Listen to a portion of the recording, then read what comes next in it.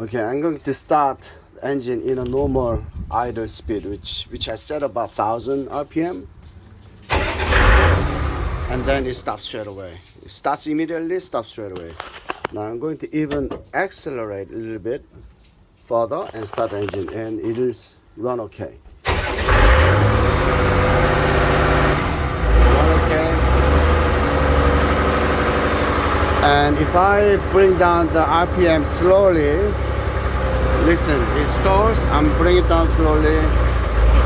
It's stalling. You can hear the stalling.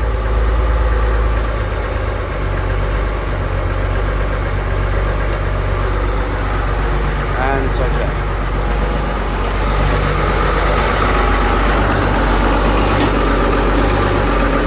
And if I bring the RPM from high speed to lower fast, it'll stop.